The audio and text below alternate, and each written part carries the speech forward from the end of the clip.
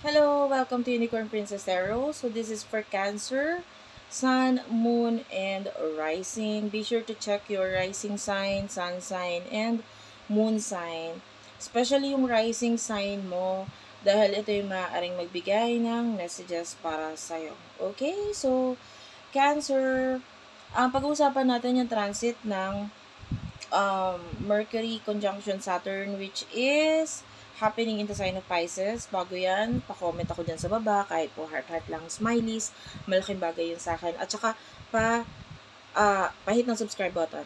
Ayan, kung hindi ka pa nakasubscribe. At, yung aming Facebook page, Madam, space P as in princess, and then space sa dulo para mas madali mong ma-search sa Facebook. Sana naka-follow ka din dyan.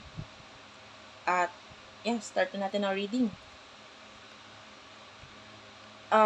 Meron akong in-upload na general reading or general effect nitong nitong planet ng Mercury at Saturn conjunction na ito. So maganda kung i-check mo rin 'yan dahil maaaring maranasan or ma-experience mo din yung effect na ito. Ito happening February 25 yung pinaka-placement na yon. Pero yung effect niya pwedeng until first week of March may experience mo pa. Okay? So Cancer, um Mars is in Cancer ngayon. It's forming a trine dito sa conjunction ng Mercury at Saturn in the sign of Pisces. So, yung iba sa inyo, pwedeng ikaw mismo ang mag-take actions regarding sa kung ano man yung mga bagay na gusto mong matutunan. Or, if some of you, pwedeng, kasi this is affecting your ninth house, so yung mga bagay na gusto mong matutunan. Or if you have a mentor or someone in your life na teaching you kung ano yung dapat mong gawain, ano yung mas dapat mong alam mo yun, yung makakatulong sa'yo mismo. Pwede kung ano yung tinuturo nila, sinasabi nila sa'yo, nakikita natin na ikaw mismo ito nagagawa ng action para sundin kung ano man yung mga guide ng mga guru, teacher sa buhay mo. Okay? So, nakikita natin dito, either yung pakikipag-usap is nangyari na or mangyayari pa lang, and then ikaw itong nagtitake ng action or magtitake ng action regarding sa kung ano yung sasabihin nila sa'yo. Okay, yung iba sa inyo, kung may some of you or a lot of you, pwedeng magkaroon ng mga pagle-level up ng, yun nga, mga bagay na gusto mong matutunan sa buhay mo, talents, skills, whatever, no? Higher, because it rules the house of higher education. So, nakakita tayo ng a lot of you ay mas mag-grow or magte-take ng action sa mga bagay na gusto mo pang mag-grow, especially sa mind mo, no? Kung ano pa yung mga gusto mong ma-improve, no? Gusto mong aralin sa buhay mo. And also, Pisces is, it rules dreams, illusion, spirituality, no? That sign. Some of you pwede magkaroon ng limitations regarding that. So,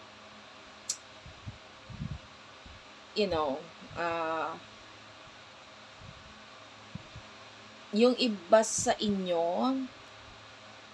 either limitations because it's forming a trine, no? So, hindi ako magtataka, a lot of Cancer pwedeng hindi masyado makanood ng mga tarot reading kasi kailangan na mag-focus sa pag-aaral, etc. So, yung iba naman pwedeng magkaroon ng limitasyon regarding sa mga tao na connected sa'yo spiritually. Okay? So, kilala mo yan Kilala mo yung mga tao na connected sa'yo spiritually. Pwede magkaroon ng pagkakalayo sa inyo. Some of you, pwedeng malaki ang involvement ng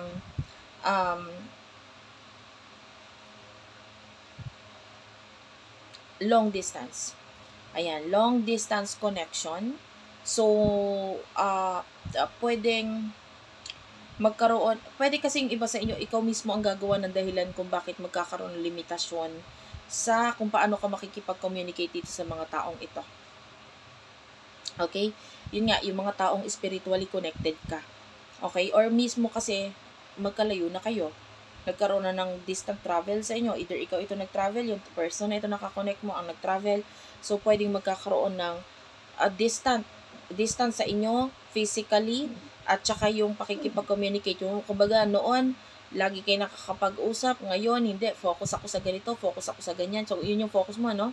Then, magiging dahilan na para magkaroon ng limitasyon sa connection or communication ninyo. Pero, actually, nakikita natin ito, guys, Pluto. Okay, let's talk about Pluto. Pluto is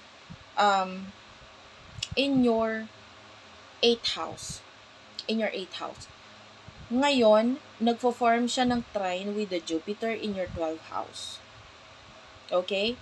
So, yung iba sa inyo, marami talagang endings na nangyayari pagdating sa resources mo. Majority, yung iba sa inyo, resources ng partner mo sa buhay if you are in a relationship. Pwedeng, ganito ha, pwedeng if you are in a relationship, si partner mo nagkaroon ng problem pagdating sa finances niya. So, anong kailangan mong gawin? Kailangan mong mag-work, kailangan mong mag-travel, kailangan mong i-improve ang sarili mo, kailangan mong mag-focus sa pag-aaral or yun nga, kasi the ninth house has something to do with pagta-travel. So, pwedeng ito yung maging dahilan para i-push mo yung sarili mo na kailangan kong mag-travel, kailangan kong kumilos, kasi si partner ko, kailangan niya ng tulong, gano'n. So, yung iba, gano'n ang maaaring maging effect niya. So, it depends, of course, sa kung ano pa ang tatamaan nito sa iyong chart. Magkakaiba ang chart natin, depende sa kung ano lokasyon mo, time na pinanganak ka.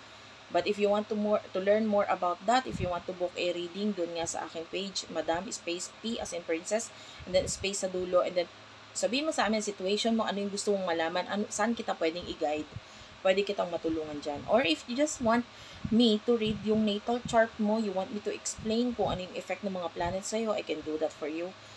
But anyway,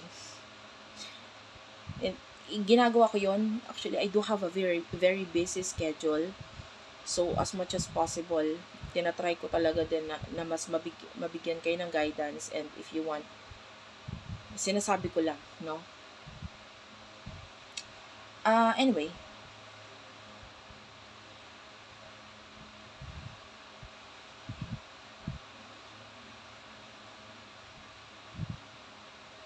the Venus is forming a sextile with the Pluto. Pluto is sa pinakamalayong planet dyan. So, nakakita nga talaga tayo na pwedeng pagkakalayo sa inyo, sa'yo at sa taong minamahal mo. Or spiritually connected ka. Yan. So, pwede magkaroon ng pagkakalayo sa inyo. But anyway, a lot of healing.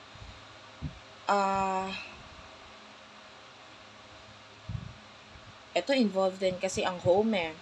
A lot of people in your home pwedeng maging rebellious. So, ayan. Pwede magkaroon na, if you are married, maybe your partner is pwedeng maging rebellious. Pwedeng may mga bagay siyang gustong gawain na ayaw mo or bawal or hindi pwede.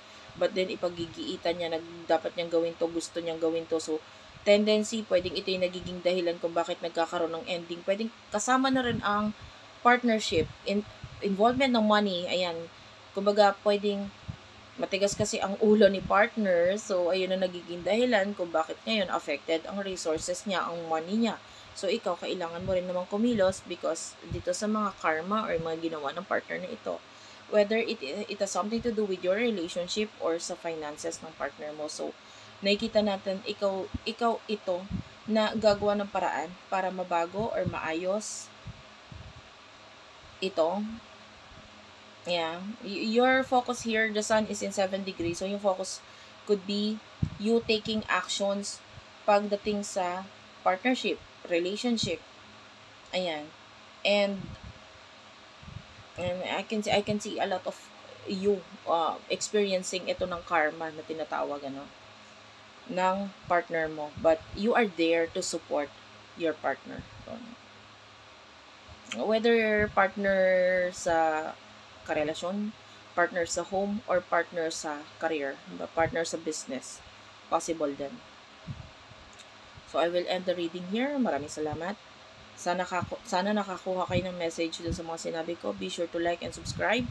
Ayan. And if you want to book a reading, Madam Space P, space sa dulo, virgophilippines@gmail.com. Yung TikTok namin, Unicorn Princess Tarot. At if you want to avail products, ayan, such as this, mga evil eyes, ayan, crystals, doon na lang po sa aking TikTok shop, Unipri, UNIPRI. I love you all and bye-bye.